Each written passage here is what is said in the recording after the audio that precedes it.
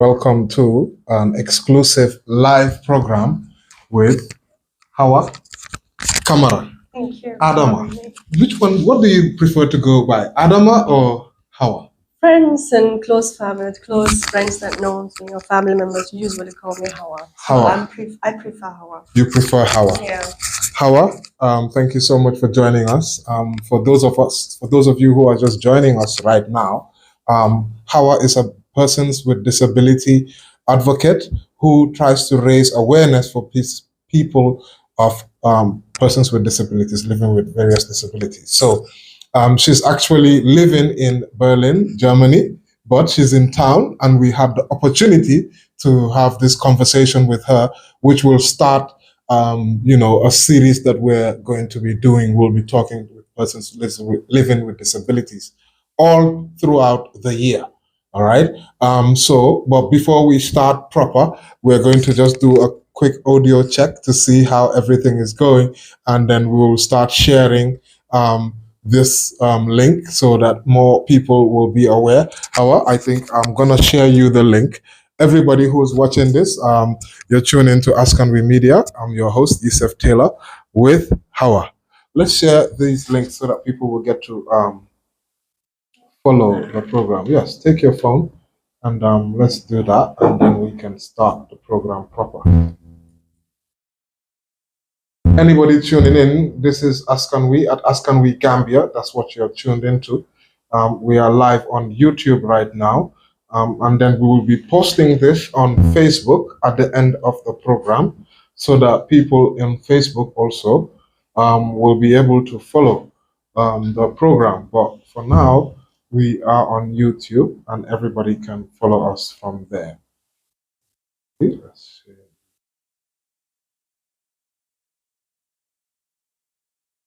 And by the way, there's a breaking news happening that everybody is talking about right now. Usainu Bojang, and Ami Bojang, the Bojang siblings.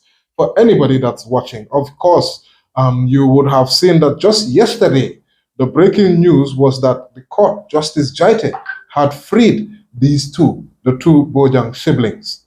However, just today, and they were supposed to complete their whole bail conditions, etc., and then facilitate their release. But that hasn't happened, and they have been rearrested upon their release. Upon their release, immediately they were rearrested, and unfortunately, they are currently right now. Everybody we've seen the live coverage of Keksane. They are currently right now at the Gambia police headquarters, which is a very, very worrying sign of what exactly is happening right now.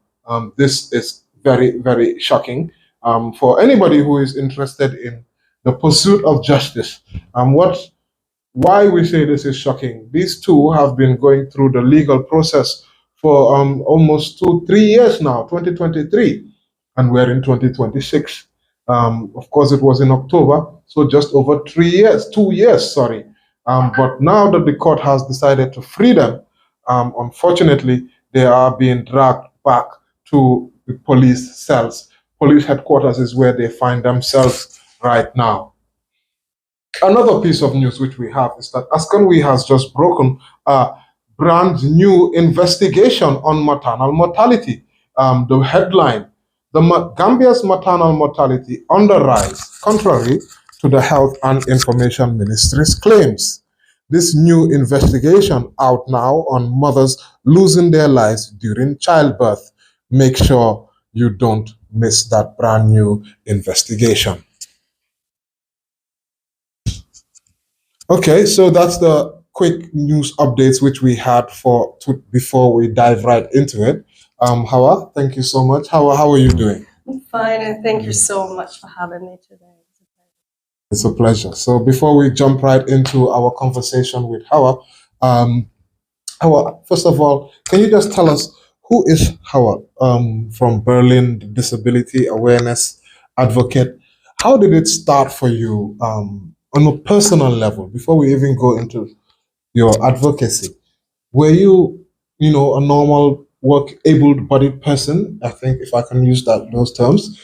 You know, I try to be very sensitive with the words that I use. But I understand. yeah, before you lost your limbs. So for people who are watching this, you wouldn't be able to see it, but Hawa has lost her limbs. So, but tell us your story. I know I don't want to qualify you as somebody who has just lost your limbs, right? So tell us Hawa's your story. Thank you so much. My name is Hawa Camara. I was born and raised in Gambia. I was born with a condition called pocomelia. It is a condition that leads to the underdevelopment of limbs. So it happens due to the fact that my mom used to suffer from heartburn while she was pregnant with me. So she took so many medication. I think that's the medication were the reason that caused my disability, the side effect of it. So with that, I was able to walk on my knees. But prior to that, the time of me walking with my knees was not as soon as like for me, like the crawling when the baby start to crawl and then the phase of standing up and then walking. For me, that was not the case. So were you born with full limbs? No, I wasn't. So I was born till the knees, and instead of like the limb, the under extremity forming, like developing like a normal limb, so it stopped at a certain point. So so for that being the case, I could use my knees to walk with it. So from pretty much from birth, you were with this condition. Exactly. So tell us more about you, because you're more than just a person who is born with that element, because of course that's a challenge, physical challenge. But life is a lot more than that. And of course, you were born in. Were you born in Gambia? Yeah. Okay. Yeah. So I stayed here until the age of 16. So I migrated to Germany at the age of 16. It was 2011 to Germany. So when you migrated there, you lived in Berlin. How old were you around that time? 16. Okay. So you lived most of your life, or your young, lifetime here in the Gambia. Right. So how was it? How would you contrast your experience as a person living with disabilities that lived in the Gambia and that now lived in Berlin in Germany? How would you give us some ideas so that we can understand some of the challenges that you've had to experience in both of those countries? Yeah, right. Living here and that versus living in Germany is quite different. So one of the reasons is that you get laws that protects you, and your rights are not being mistreated or misled. So you have the entire government protecting you. So there were services like I had the issue of the transportation issue in Gambia here. Well, I was denied access to transportation because of my wheelchair. So every time I wake up to go to school, and around 6 o'clock, 6 a.m., my cousin and I will go to school at Banjul, and it was quite hard for us to have a car, a vehicle to go to school. So they will look at us, drivers and apprentices will look at us and said, "Dafa fares plus." Seriously, really. So it was quite frustrating, but knowing that luckily I was one of the family that was always supportive. I have a great supporting system. My grandma raised me, and my uncles and my aunts. So they were saying that what we can hire a driver to take. I was like, no, I don't want to be treated different. I want to be me. So if I am, and now I got used to walking on my knees, so I can do it. So I forced myself to go to school. So that's how I stopped using a wheelchair. But you actually walked right into this place. You use prosthetics now. Exactly. So I mean, most people would see you, they wouldn't even know that that's how you survive, or that's how you were born. Right. So, but of course, now coming again to contrast that to how Gambians, like persons living with disabilities like you, for example, do survive here in this country. Perhaps maybe you might want to speak to that. You've probably seen firsthand both worlds. So what would you say about the that? Discrimination is quite hard. Like our society think that as a person with disability, everything of you is disabled. And this is the concept that we have. I think in Europe it's different. Like they see you, they know your abilities, and they work with you based on that. So it's nothing like, okay, she lacks the limb, her upper extremity or lower extremity is affected. It means her entire body is actually affected. So in Gambia here, it's like everything of you is affected. So your mindset, you being as a person. So people even do not call you names here. Wow. They associate with you based on your condition. So they will say Akumba Kugumboke or how are we without the legs. So that was how I was addressed as a child. So my entire childhood, my entire time in Gambia, I was always called Hawa without the legs. So, and it's really painful, but at some point you have to develop a thick skin and not personalize everything, even though it hurts, but you have to remind yourself and say, you know what, I'm not what people think of me. I can do better and I am who I am. Wow, that's very, courageous of you. I mean, having gone through what you've gone through, it's important, how these are some of the things that perhaps we don't even realize, that how we refer to people, it labels them and almost puts them in a sort of a box. Yeah, that's the thing. Yeah, that's the thing. Yeah, that's the misconception. Like people, I think if they just, I always used to tell people, disability is one thing, and Hawa Camara, I'm a difference. So together, it makes me, but it doesn't define me. So my disability doesn't, in no other way, define me as a person. Though it's part of me, and I accept it. And with that, I create or be the best version of myself. So I make the best version of myself by accepting it and not be limited based on how I am. Indeed, wonderful. And you've been collaborating with GISPDinclusiveTV. That's my good brother, Usman. Yeah. He's been in the UK. Right. So you guys have some sort of international network of persons living with disabilities in the diaspora, right? Exactly. That's really wonderful. Can you talk to us about this a little bit? How you guys fellowship with each other and collaborate with each other across the network? Is it just Berlin and UK? Across, we also have representatives also in Gambia. So it was funded in 2013, and it's called Global Initiative for the Support of People with Disabilities. So it was funded with person with disabilities, but also non-person with disabilities. So the CEO is Usman Jal himself. So and Khalifa Saleh is also a member. So I joined in late last year.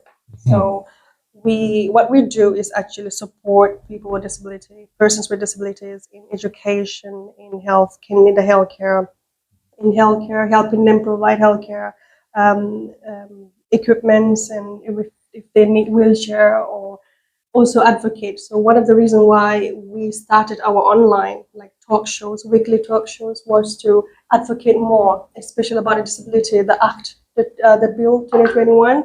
And also we realized that in Gambia we lack awareness in so many aspects. When we talk about what is trisomy 21, like Down syndrome, when we talk about what's autism, people run away from it. So we don't want people to run away from if someone has a condition. Like one of our best talk shows was when we invited one of a person who has vitiligo. It is a pigmentation. It's similar to albinism, but it's not. So it means you have different pigmentation. Exactly. Some of you have patches, patches of white and then your normal black color. Exactly. Okay. So we invited him, and we gained so much views and likes on it, because we realized that if we don't talk about such condition, people will not we just don't want people to run away from people because of how they look. We want to advocate, raise awareness, tell them, okay, this is how a person is, but that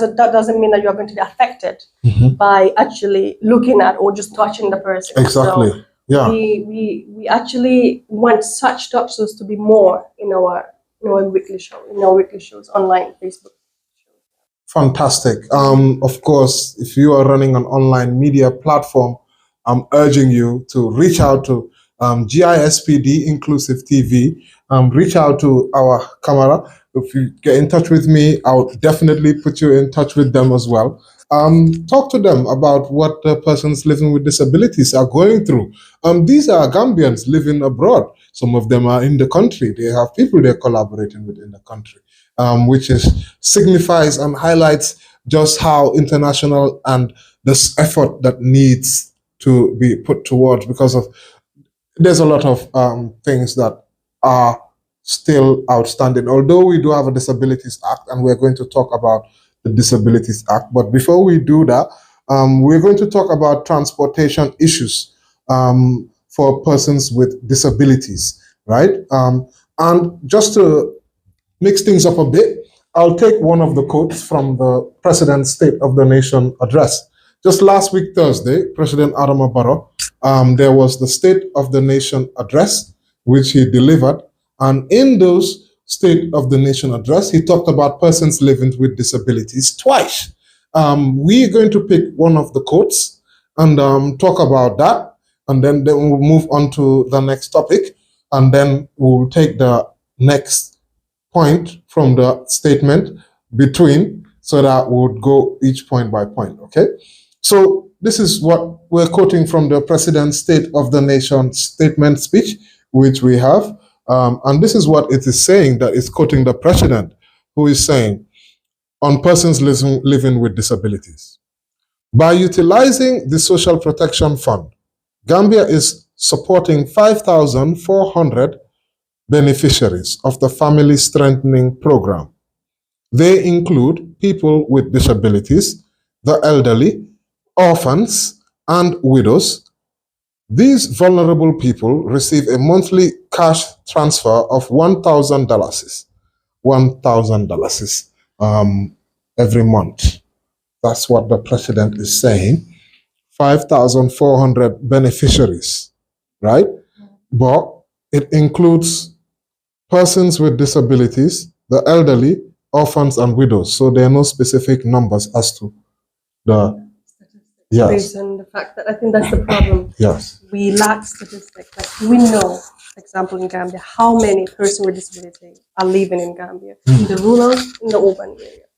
So many students, especially kids, that are going to school without wheelchair, that doesn't have access to wheelchair, especially young kids. And these are the things that, I mean, it's good, to be honest, what he's doing is good, but we need proper statistics, just not like how many is that in our society, that's the number in our society. So what's the disability, because of, let's just say, for example, do you have an idea of how many persons living with disabilities are in the Gambia? That's the problem, we do not, because the last statistic was carried, and I think it was 1998, I'm not sure, but still now we didn't know. And now when I read that, I was like, what are we doing? Number? You didn't give a number? It didn't. Like, wow. I was like, since then, I mean, we're now 2026. I mean, it tells us, to be honest, what is the government doing all this while? Like, where is the, I mean, we don't even have, we have the Federation of the Person with Disability, we do have it, but we need a special body that is responsible for person with disability, an institution for that. I mean, I think that all is under the Ministry of Basic for Gender, something. Yes, gender, Ministry for yes, exactly. Gender. So, but, children and but it will make it's going, like, for example, in Germany, I can only make a comparison here. In Germany, there is a minister for everything, right? Okay. And just like any other country, but there are institutions that are really just for persons with disabilities. So I have access, like in any other states, in any other region that I am, I can go whenever I need something, a social help or a social worker, or something is bothering me, filling a file, or I need something, an assistant or so. I mean, there are so many, there's institutions that I can go, and they are there always for persons with disabilities, and they will help you get the help that you need. And then, for example, like the German law is very complicated. We know that, and the language itself is also complicated. But the law itself allows us. We have so many things that we can benefit. So most of us don't even know what is entitled to us. So these are the institutions that will tell us. You know what? Don't you know you have also access to an assistant. Like, for example, I now live alone for 5 years. Okay. My parents and I are not living together. How do you manage? That's the thing. So because of this institution, and I know that, okay, I told them, I now want to live alone independently and I need help. And they were like, no, okay. So they connect all what I needed. And then I have an assistant for 2 years. So this 2 years, I went with this, I was working with this assistant to show me my doctors, because now I'm not living the same area. So it means I need to find new doctors, maybe new where the supermarket, like how to have access to all that. So within these 2 years, I was able to have all the help that I needed. And if I needed it to be even longer, I can always apply for it. I can always have it. So why not in Gambia? Really, instead of making it all under one body, there should be something that's more specific for persons with disabilities, to have equal access, to have, okay, whenever I need something, a wheelchair, my wheelchair is having a problem, or my walking cane, or my walking stick is having a problem for visual impaired people, or my listening device, I can go to this institution and then they will help me fix it or have a new one or connect me with the right people for it. So I think this is what we lack in Gambia. Yes, I'm just looking at what the president's statement says. If you just put things together, that's 5,400 beneficiaries, right? And $1,000 per month, right? So if you multiply that, that's $54,000 per month, which is less than the salary of some of the top officials, monthly salary of some of the top officials in the country. So is this significant? Does this really even move the needle? I don't think so. It is not. Knowing that we now live in economic pandemic, is like everything is expensive. People always say that everywhere is expensive, and you will not know that until when you visit the country every year. Like prices are skyrocketing every time. Really, I mean, how can this help? I mean, it's good. Like the government is trying to help, but I think there's more that the government can do. Really. I agree. Honestly. I think there's more that the government can certainly do. Yeah. Let's jump onto transportation. One of the things that the government can do is transportation. But before we jump into that, I will pick up this comment from Usman Jallo of GISPDinclusiveTV, based in the UK. He's a persons living with disabilities advocate. And this is a message that he wanted to share with us. If you have any comments, please put it in the comment section. We're seeing one of the comments. Thank you, Usman. And anybody else, please do share the comments. We've got another comment though. And this is what Usman is saying. As we approach 2026, many Gambians with disabilities remain excluded from employment and skills development. What concrete measures is the government putting in place to close this gap? And will they commit to making sure that 2026, whoever becomes the next president, will they commit to ensuring that the lives of persons with disabilities is given the support that it deserves? These are things that we will be raising up all throughout the year. Myself, I'll be joining Usman when I have opportunity to talk to political leaders. I'll be having a chat with them and I'll be asking them about that. So yes, I'm saying it, and I know I'm also going to be held accountable for that. So let's go. But let's move on to the next topic.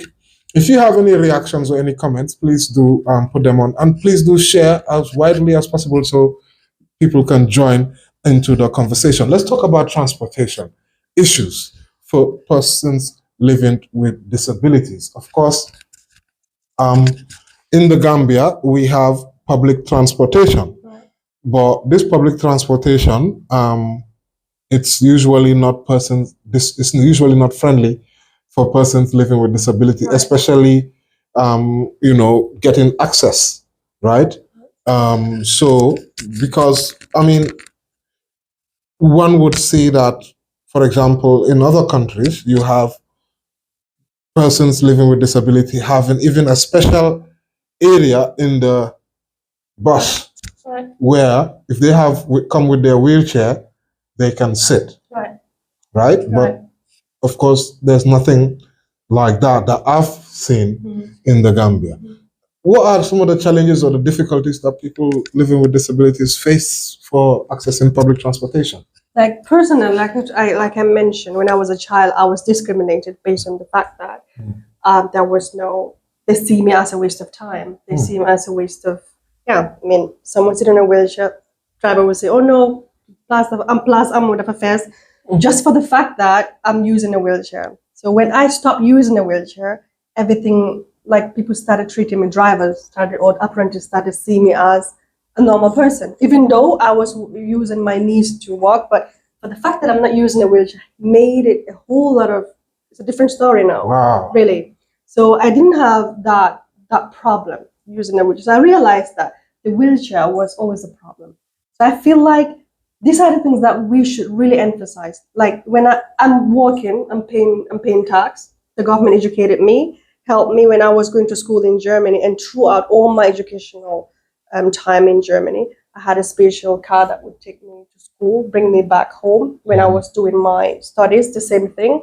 So I didn't used to contribute nothing, really. And now I'm paying tax. I'm working 8 hours from 9 to 5. And so you went to, exactly. I mean, this is really, I think I wanted to ask you that, and I think really, not to interrupt, we'll go back onto the issue of transportation. But I think it's important to highlight this. So you managed to, because obviously going to education, there's a lot of transportation involved. You need to be going to lectures, right? You need to have meetings, see your supervisors, have courseworks. Sometimes you're even sent on excursions, right? Which is all part of the experience. So there's a lot of transportation involved in that. But you managed to get an education. You managed to go through all of that. Can you tell us, what did you study anyway? I studied healthcare management, assistant in healthcare management, which I specialize in billing. It means I help the hospital to have more money. So I bring the money. Wow, that's a very important role, huh? Management, I guess. So I specialize in billing. I have a background in marketing, in purchase, and in HR. So I choose billing instead. So I studied that for 3 years, and throughout my education, like I told you, have access to transportation was never a problem. So I always have a special driver that will bring me, take me to my school, bring me back. And when I was doing my attachments and everything, it was all arranged. So now I'm still working, but now it's different because now I'm working. I can pay some percentage. So it's like now give and take now. Of course. So I'm now educated. The government made it so easy for me to have access to transportation. So obviously, as a taxpayer, what do? You pay. So I'm actually contributing into the development of the country. You see? So that's it. Yeah. So I mean, like, you're an asset. I mean, imagine this is, everybody can contribute if they are just treated equitably. Exactly. Doesn't mean and like given that opportunity. Exactly, the opportunity. It's not because of people see us as a waste of time, and that's the whole aspect. Like I told you, in Europe, they identify your abilities, and then they help you walk through it. They don't see you as a burden. Like they know what you can. They work with you. So why not in Gambia too? If I was not given the opportunity, will I have right now able to pay tax to where, like in the country that I am? No, obviously not. Definitely. It's because I'm now educated, invested so much in me, so now I can pay back by paying tax. So. Fantastic. I mean, it's really amazing, and I hope that we as Gambians can learn from some of these things to make sure that we give persons living with disabilities the platform where they can become even viable contributors to the economy, just like you are. I mean, abroad, and you're here doing amazing things as well.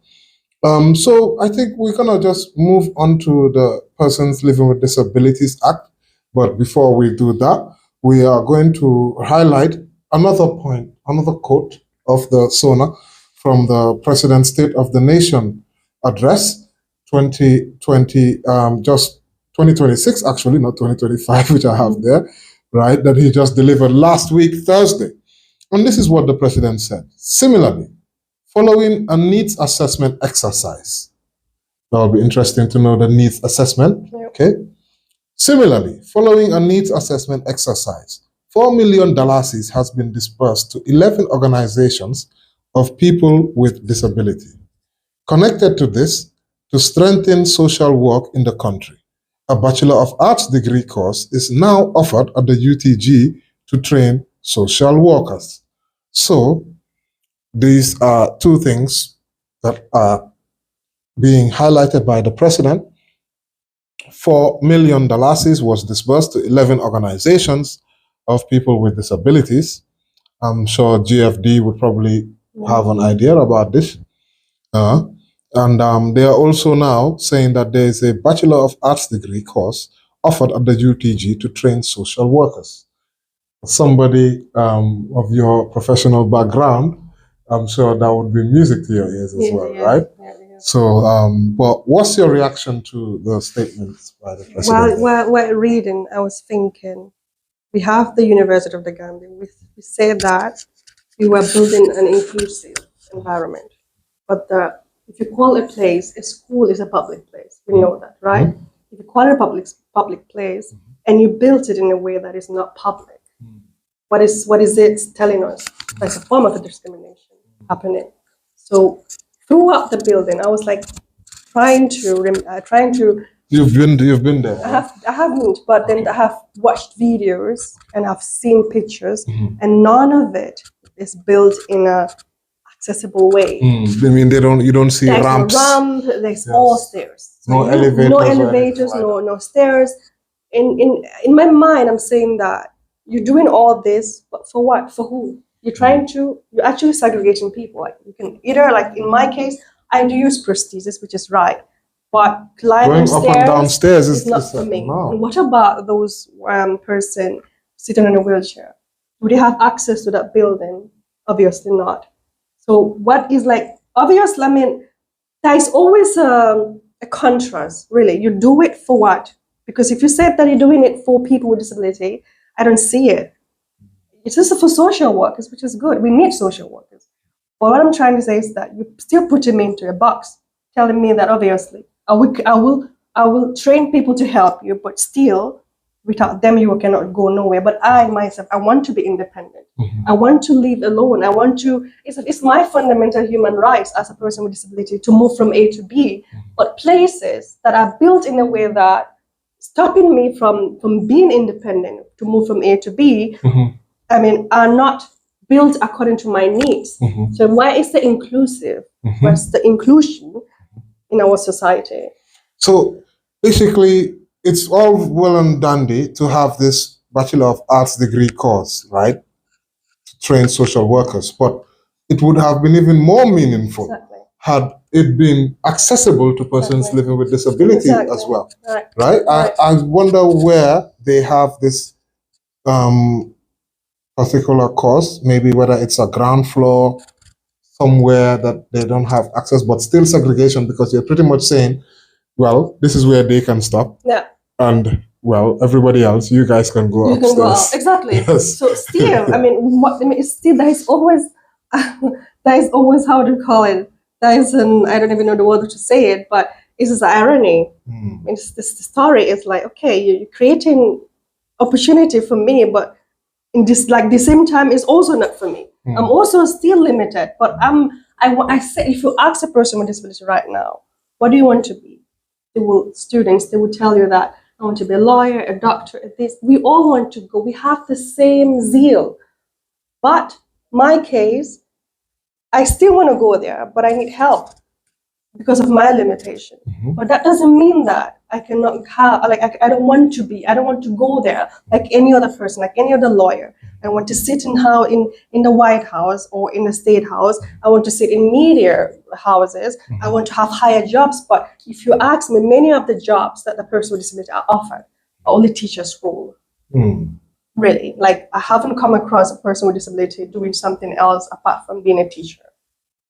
And we need more. I mean, coming from knowing where I am right now, or the country that I'm from, you see people with disability from various branches, various companies, and the government helps by saying that, okay, you know what, the government even pushes companies and say, you know what, we cannot, as a government, employ every person with disability, but what we can do is to help companies, force companies, and there is a law in Germany which says, we call it in German we call it Chancengleichheit, which means, translated, equality bill, which means if you and I, as a person with a disability, do not have the same qualification and everything, I got to be picked than you because of the Chancengleichheit bill. So they urge, companies even urge, if you're a person with disability, please send your application in. So the government, there is a law which says that even the big companies, all the Siemens and all these companies, they have to employ a person with disability. It's a must. If not, they have to pay fine. So they proactively. It's the government.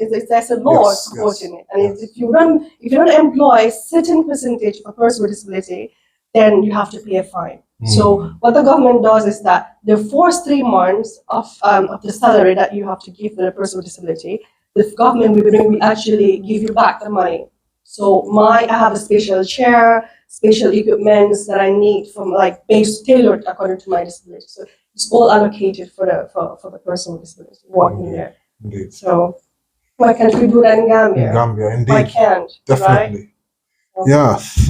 For anybody who's just tuning in, thank you very much for tuning on to this live program on Askanwi, Gambia, on YouTube. That's where we're streaming. We will be airing this also on Facebook, and we'll be cutting some parts, putting it on TikTok later on. So thank you, everybody who's tuning in right now. And please do share.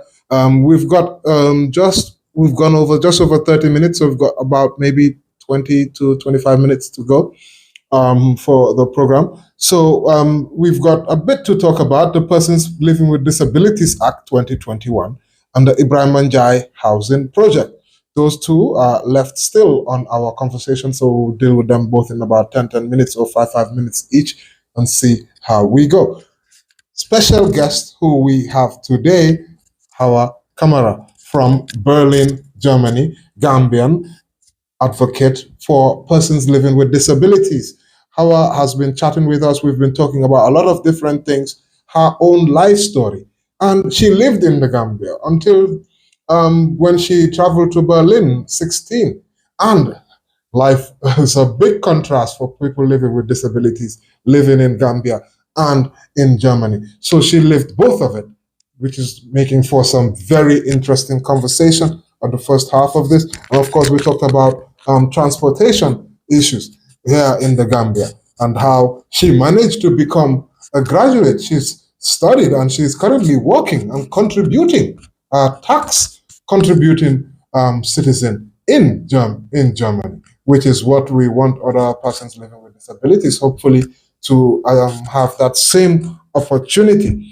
And of course, we've been picking out the President's State of the Nation address, where we've picked out 2 points that the President raised on persons living with disabilities, what the government is doing. And for that, we've got some of the comments. Let's go through some of the comments, and then we will take it on from there. Let's see, I can see it there.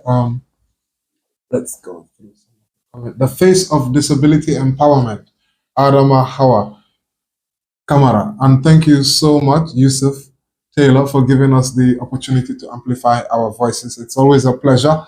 Thank you so much. It's always a pleasure. I'm so grateful to have Hawa here with me, where we can talk about her amazing story.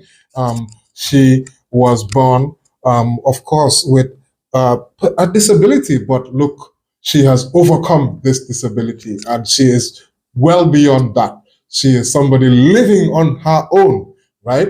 So imagine that's what we want to see. Another comment from Khadija Tujalo. Go girl, super proud of you. And a thumbs up. Yes, there you go. And then this is an interesting one, a reaction to of course, to the State of the Nation statement. We're saying $1,000 is not enough. A wheelchair costs about $5,000. So you can see why it's important for us as a country to contribute more towards persons living with disabilities. So we move on to the next topic, right, which is the Disabilities Act 2021. The Disability Act has been established since 2021. What has changed in persons living with disabilities' lives? is it felt by the community? In the conversation, when we say the community, we mean the community of persons living with disabilities in the Gambia or of Gambian descent, like Hawa as well, who obviously they're not in the Gambia, but they are in the Gambia, if you get what I mean, right? Because they travel out and they come in and they're working with Gambians in the country. But Exactly. Yeah. has the lives of persons living with disability or the lives of the community changed by this Disability Act 2021? Well, it's supposed to. It's supposed to change based on this act, but it's still not being implemented, which means it is still in the air. No one knows that there exists this bill, and because it's not been implemented. So when we talk about, it talks about improving the lives of persons with disability, educating them, creating skill centers for them to educate, help them work, like find employment for them, and also have access to healthcare services and everything. It's supposed to make our life easier, but it's still not been implemented. So what is, I always keep on asking myself the question, I mean, if people take their time and hours and days and months to draft this bill and still not been implemented, what does it tell us? See, we are now living in 2026. It's been 6 years, 5 years later, still now, it's not been implemented. It tells what are the key things that one would you say that needs to be implemented for persons living with disabilities to feel equal access to education, having the support, not just $1,000 every month, to have access to equipment. I move, the wheelchair is my means of getting to A to B. I need equipment that will help improve my life better. Like in my case, living alone, I don't need any other building. I need a spatial building for me to have the access of living independently. So I have it. So my toilet, like everywhere the house is just tailored for me. So these are the things that we need, like equal access to education, access to healthcare services, but also my equipment. The person with visual impaired need to actually change the walking sticks all the time. Me using a crutch as a prosthesis user, as a wheelchair user, it needs to be serviced, maintenance all the time. Yeah, not to cut you, but I think one of the things which the Act is calling for is public spaces have to be built a certain way. Exactly. Whereby, since the Act came into effect, if they build public spaces, they have to have access for persons with disabilities. Yeah. Is that happening? That's happening because I'm seeing it. I came, but not for the UTG. Not for the UTG. I haven't seen it. Haven't seen it. So, but you've seen. I've seen it in especially in banks. Okay. Like in banks, but banks are like private. No, they're also. Yeah, and they're public spaces, but they're like. Obviously, I understand what you mean. Yes. But still, I also have access to. I also need the access. I'm also part of the society, so everyone going to bank, I also need to go to the bank. Yes. So I'm not because I see so many companies, but also these big banks, and sometimes I even see restaurants having a ramp, which is also a public place. So I see it, and these are the things that actually, and also in the airport, because the year before last that I came, someone has to carry me and also help me to get into the airplane. But now, there's a specific vehicle that I also see in Europe that can also help you to actually have access to the airplane. So it's a big thumb up for that, and I'm really aviation, Gambia aviation. Really, I'm really well done. They're impressed with that. I am really impressed and happy to see that. So things are changing, but we can improve. That's good. That's good. So, but you've also highlighted some of the things that you feel that have not, improved, and some of them which have improved, which is very, very positive. Okay. Anything on the persons living with disability? Because I believe there should be some sort of a council, right? Exactly. That is it's called an advisory council, if I'm not mistaken, headed by Krubali is there. Everybody knows Magistrate Krubali is one of the most active advocates for persons living with disabilities. But are you feeling the effect of that advisory council? Do you think that the government is also listening to them? You know, for example, or because I think that they should be the main driver for this act, right? And of course, there's a ministry. Let's get the name of the ministry right. Ministry of Persons Living. Let me see. No. Let's just go on it. I have the information here. Um, okay, but first of all, if you can just talk about the issue of what's it called, the advisory council, right? Whether you're feeling it or whether you're feeling the impact of the work they do, whether you are aware of them and what they are doing, for example.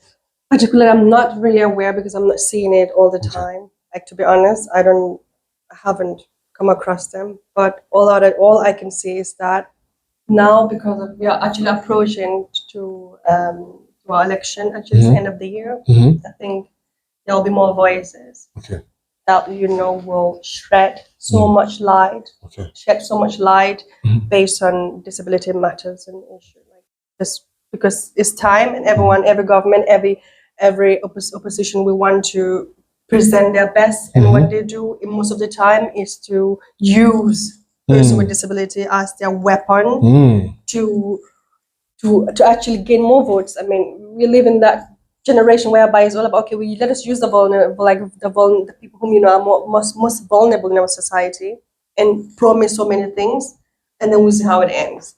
So I want this election to be more than promises, empty promises. I just don't want it. I want it to be honest, let us follow it by actions, because it's high time, really.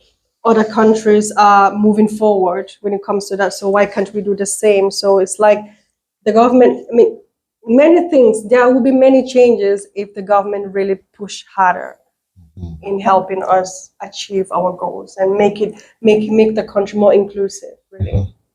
Yes, so just to, we've got the information, so I always stop myself when we're not sure. Ministry of Gender, Children and Social Welfare, they have a disability unit.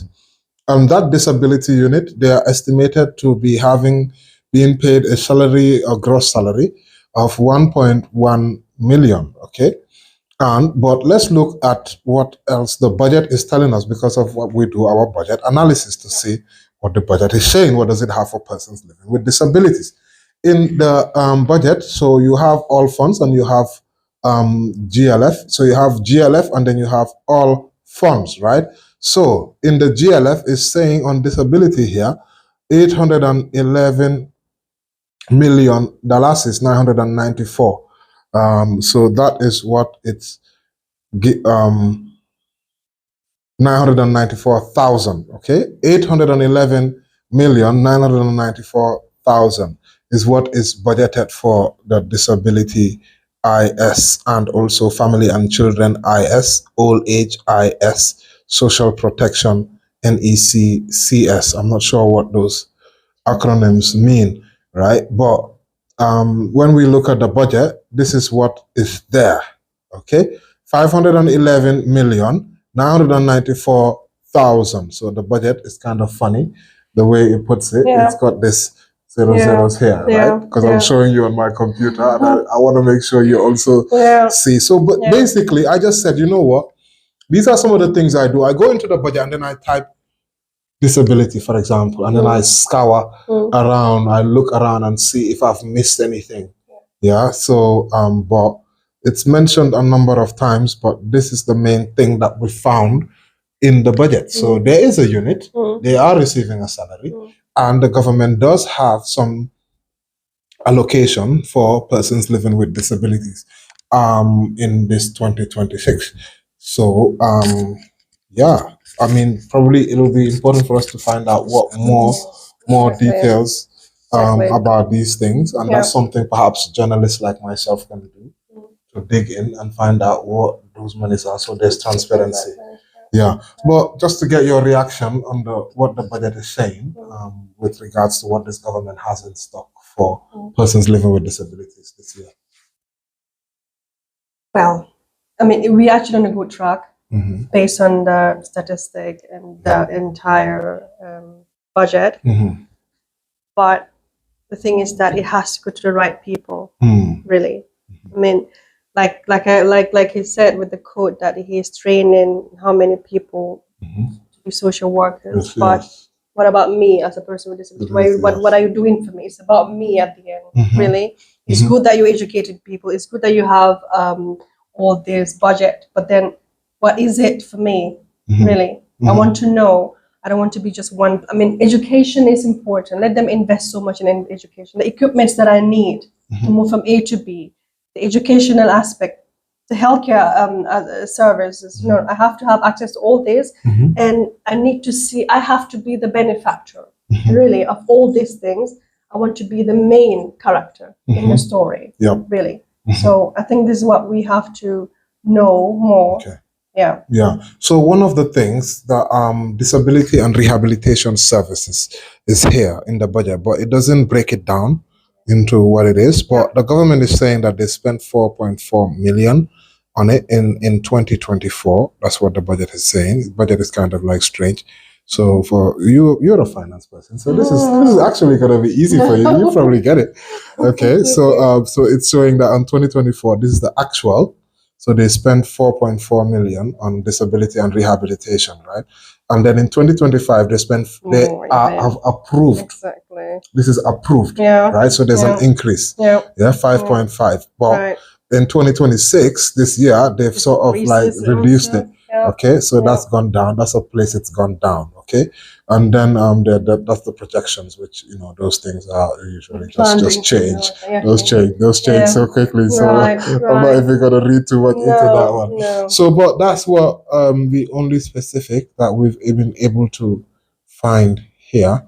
What's your When we talk about rehabilitation, what do we mean exactly? Really, I want to know. I want to know exactly what the government means by rehabilitation centers. Does that mean organizing workshops for how many weeks? One week, giving me money and say yes, now you're educated, go do your thing. I mean, is that what they mean? I want to know exactly what rehabilitation means. Does it mean also I need skill centers where I can learn skills that will help me live an independent life, because people have this whole misconception of a person with disability being a beggar.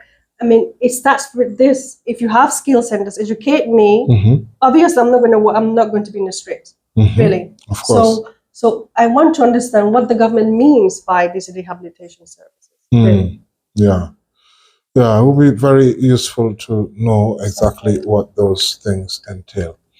Okay, we're coming towards the end, and then the last topic that we have to talk about is the issue of the Ibrahim Manjai housing project.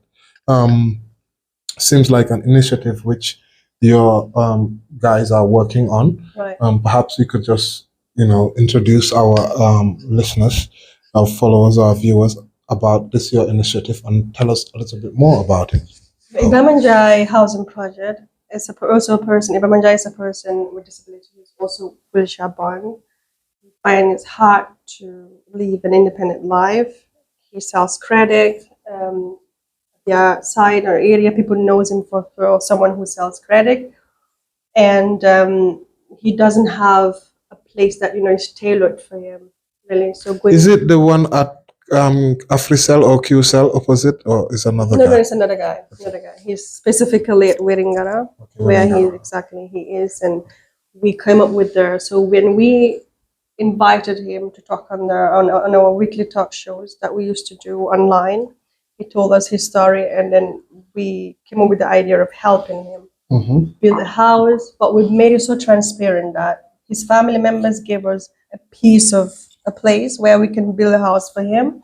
And so far, people are donating, but still we need more donation to finish the project before the raining season, because the earlier is the better for him too. So we are actually urging people to donate, help us finish the project and make someone's life easier. Indeed. What stage is the project in, if you have an idea? It's been, the foundation has also been, like the house is already been built. Yes. So it's just the finishing part. I think that's it. Guys, please come on board. Let's make sure Ibrahim Manjai project, housing project, is a dream achieved. It's an opportunity to be part of something so beautiful like this. Get in touch with GISPD TV Inclusive, GISPD Inclusive TV, or get in touch with me, Askanwi. I'm definitely gonna put you in touch with them so that you can, support their initiative. Would definitely be so grateful for all the support that we could get. So we've come to the end of the program. Thank you so much for talking to me, Hawa. What's your last words that you want to leave our viewers or our listeners with? But one thing is that, like, as a person with disability, I have the passion to advocate not for me. Obviously, I have lived a life that I'm really contented right now, but I'm advocating for the child who is just born 5 minutes ago with a condition, or a 5-year-old who is just born with a condition. I want the society, I want him or her to grow up in a nation whereby he or she will be tolerated and he will be seen as a normal person, regardless of what the condition he or she's been born. So I want to see more inclusive in our society, and also let us not see disability as a stigma. Do not stigmatize us, because we want the same thing. Really, we have the same zeal, but we need help. And through our with our limitation that we have, we always need support. And also to say that to also support families, especially parents, moms.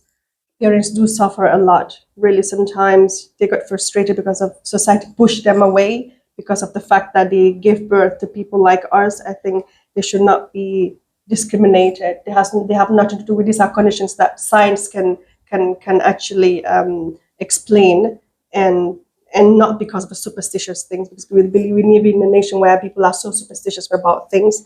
So I want people to welcome parents, to support people with disability, and also to not see us as a limitation, but see us as any other person next to you.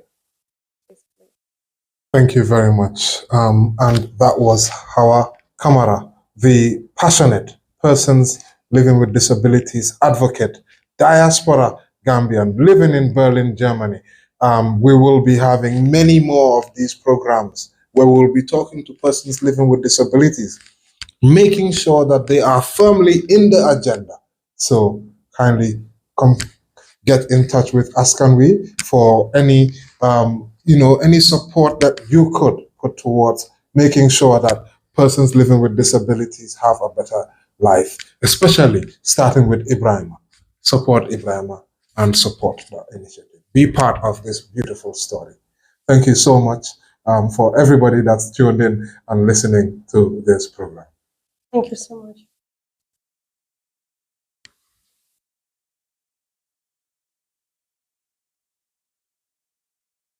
Thank you. You're welcome. How did you find it? I didn't